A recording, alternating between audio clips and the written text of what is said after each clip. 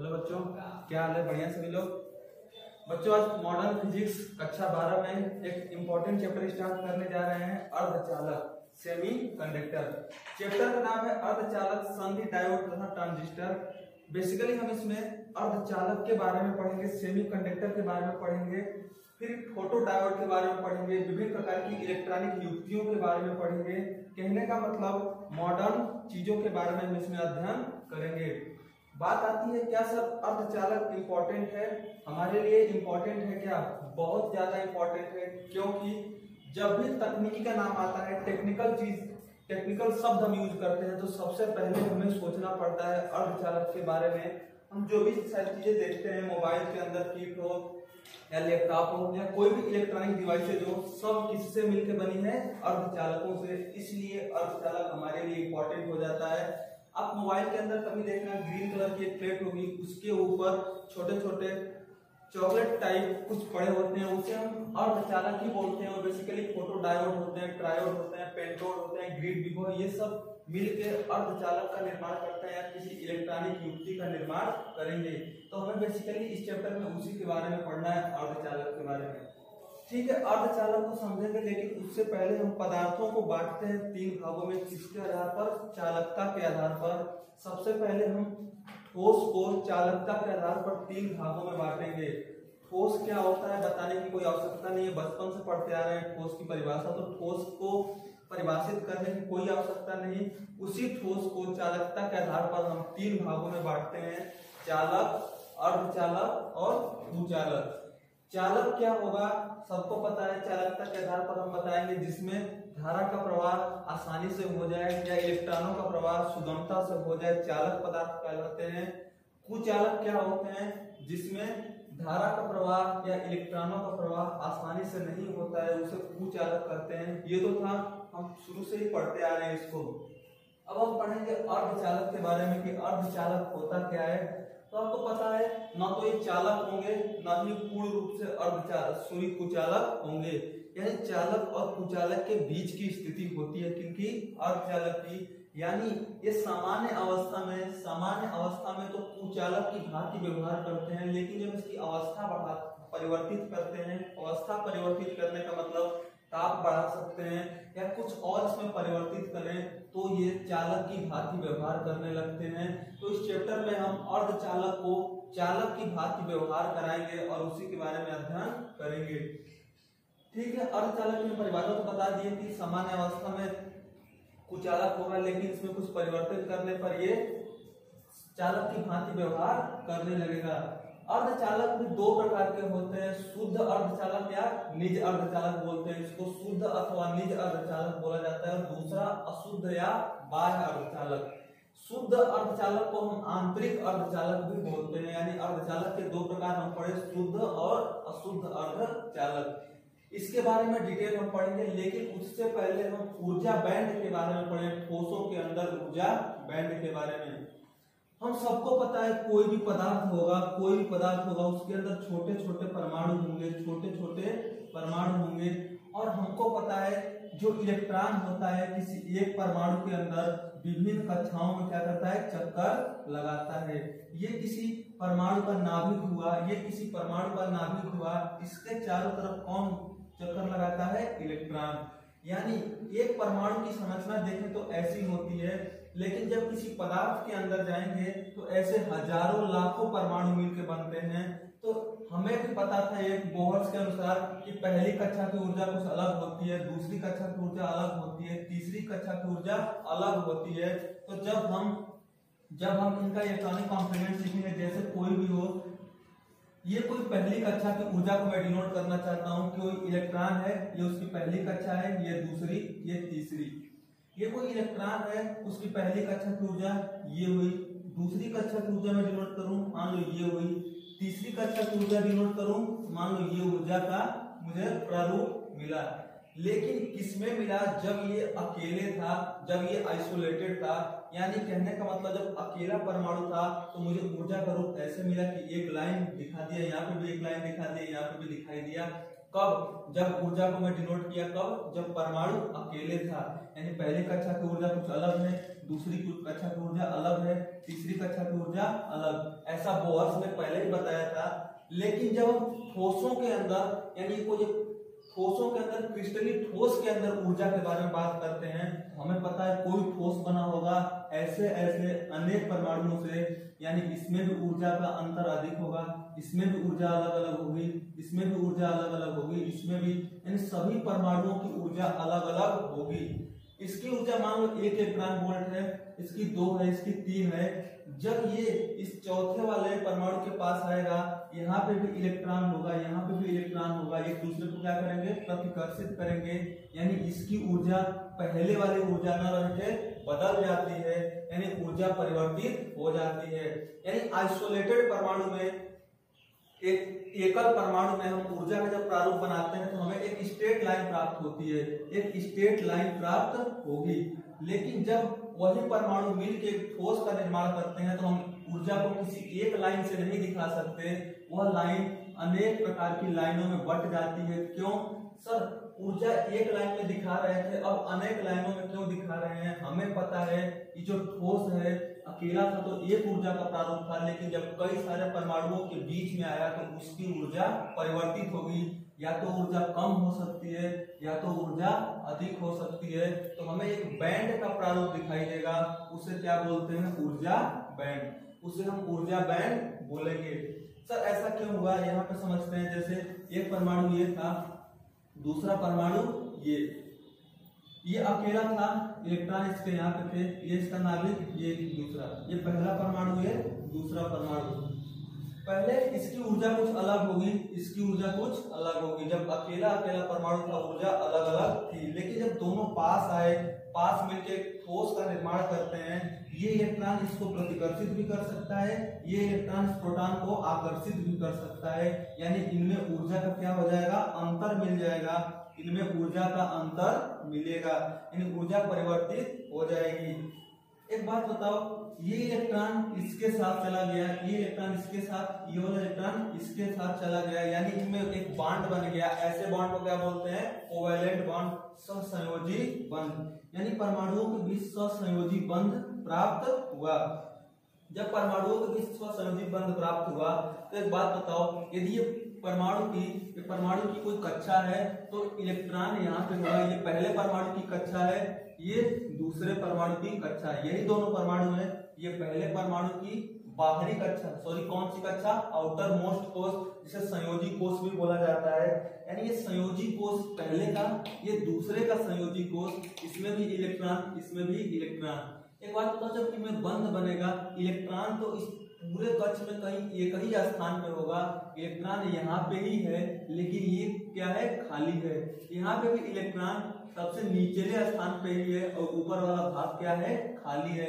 यानी एक ही कक्ष के अंदर दो भाग हम बना दिए, एक में इलेक्ट्रॉन उपस्थित है, एक में इलेक्ट्रॉन उपस्थित नहीं है।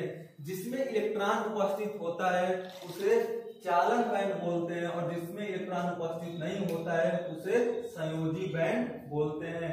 यानी ऊर्जा बैंड दो प्रकार के मिले, संयोजी बैंड और चालन बैंड। जिसमें इलेक्ट्रॉन उपस्थित हो संयोजी बैंड बोल दिए, जिसमें इलेक्ट्रॉन उपस्थित नहीं है उसे क्या बोल दिए? सॉरी, जिसमें इलेक्ट्रॉन उपस्थित है उसे चालन बैंड, और जिसमें उपस्थित नहीं है उसमें संयोजी बैंड।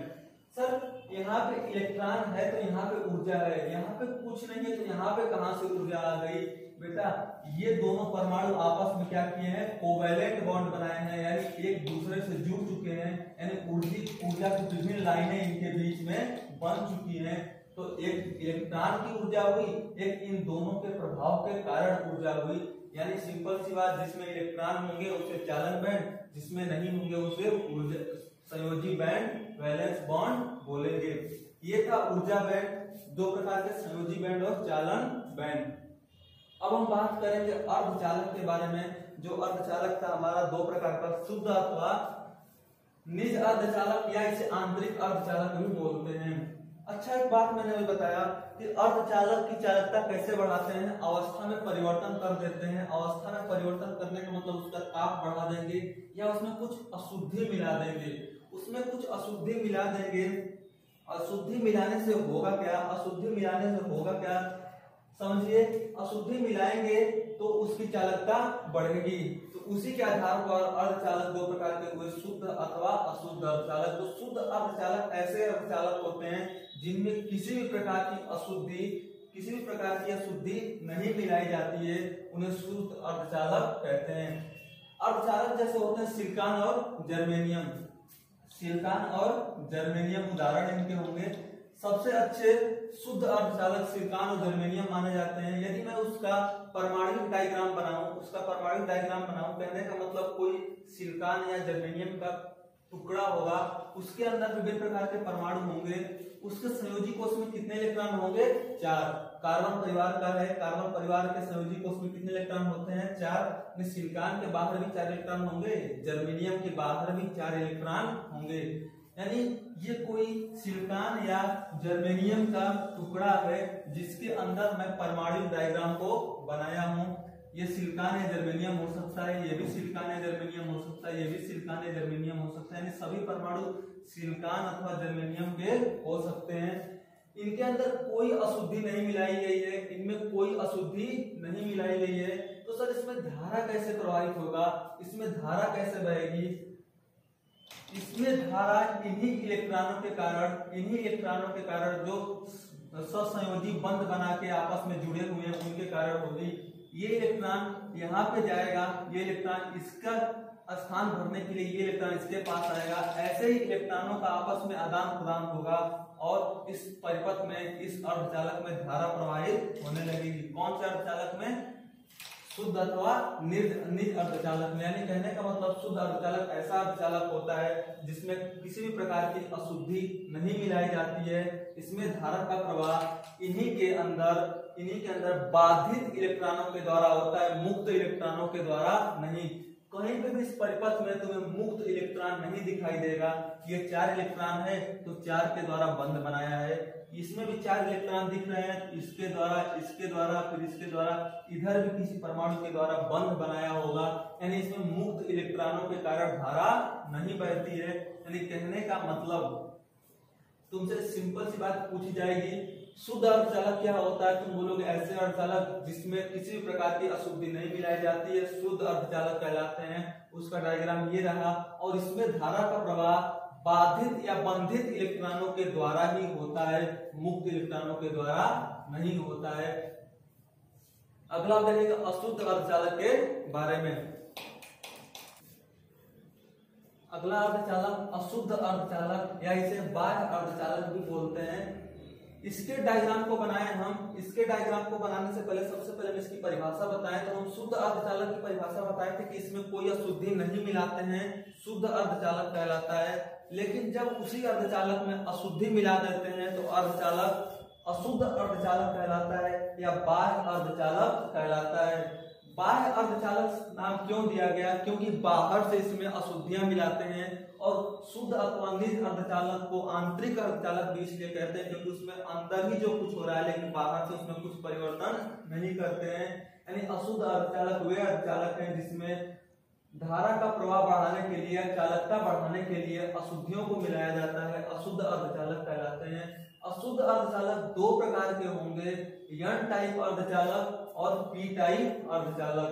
क्या होता है एन टाइप अर्धचालक, क्या होता है पी टाइप अर्धचालक, इसको भी हम समझेंगे। सबसे पहले हम समझते हैं एन टाइप अर्धचालक क्या होता है। एन टाइप अर्धचालक को समझें। जब किसी अर्धचालक में ऐसी अशुद्धि मिलाते हैं जिसके संयोजी कोष में 5 इलेक्ट्रॉन हो। अशुद्धि मिलाने का मतलब कुछ कूड़ा कचरा नहीं, कोई ऐसा एटम होगा, कोई ऐसा परमाणु होगा जो इसकी चालकता बढ़ाने में मदद करेगा। यानी अशुद्धि से मतलब कोई एक परमाणु ही होगा। यानी जब ऐसा अर्धचालक जिसमें चालकता बढ़ाने के लिए ऐसे परमाणु को मिलाते हैं जिसके संयोजी कोष में कितने इलेक्ट्रॉन हो, 5 इलेक्ट्रॉन हो। फिर से वही अर्धचालक, इस पूरे चैप्टर में जहां भी हम अर्धचालक के बारे में बात करेंगे सिलिकॉन या जर्मेनियम के बारे में ही बात करेंगे क्योंकि सबसे अच्छे अर्धचालक यही माने जाते हैं। कौन? सिलिकॉन और जर्मेनियम। ये सिलिकॉन और जर्मेनियम थे, इनके बीच में अशुद्धि मिला दी है। कौन? कोई भी मिला सकते हो, फास्फोरस, आर्सेनिक, कोई भी, क्योंकि इनके संयोजी कोष में कितने इलेक्ट्रॉन होते हैं? 5। यानी मैं कोई ऐसा अशुद्धि मिला दिया इसमें जिसके संयोजी कोष में 5 इलेक्ट्रॉन थे, तो ये इलेक्ट्रॉन क्या करेंगे, इस अर्धचालक के साथ क्या करेंगे, सहसंयोजी बंध बनाएंगे। ये चार क्या लिखे हैं सर, ये अर्धचालक है पहले से ही, हमें इसकी क्या करना है, चालकता को बढ़ाना है। तो हमने क्या किया है, ऐसा परमाणु डाल दिया जिसके संयोजी कोष में 5 इलेक्ट्रॉन हैं। ये इलेक्ट्रॉन इसके साथ बंध बना लेगा, ये इलेक्ट्रॉन इसके साथ बंध बनाएगा, ये वाला इलेक्ट्रॉन इसके साथ बंध बनाएगा, ये इलेक्ट्रॉन इसके साथ, बच गया एक इलेक्ट्रॉन। इसके लिए कोई परमाणु नहीं होगा। सर यहाँ पे एक परमाणु बना दीजिए ना, यहाँ पे मैं एक परमाणु बनाऊंगा, वहां पे फिर एक अशुद्धि आ जाएगी जो अपने चारों तरफ के परमाणुओं से बना अपना बंध बनाएगी। यानी एक इलेक्ट्रॉन हमेशा ऐसा क्या होता जाएगा, मुक्त होता जाएगा। कौन से टाइप के अर्धचालक में, एन टाइप के अर्धचालक में। यानी कहने का मतलब एन टाइप के अर्धचालक में अशुद्धि 5 संयोजी इलेक्ट्रॉन वाले परमाणुओं को मिलाते हैं, जिसमें से एक इलेक्ट्रॉन मुक्त अवस्था में रह जाता है, जो किसके लिए उत्तरदायी होता है, धारा प्रवाह के लिए। ध्यान से अंतर समझना, शुद्ध अर्धचालक में कोई इलेक्ट्रॉन मुक्त नहीं था, सभी इलेक्ट्रॉन बंधित थे। यानी शुद्ध अर्धचालक में धारा बंधित इलेक्ट्रॉनों के द्वारा प्राप्त होती है। लेकिन अशुद्ध अर्धचालक 2 प्रकार के हुए, एन टाइप का और पी टाइप का।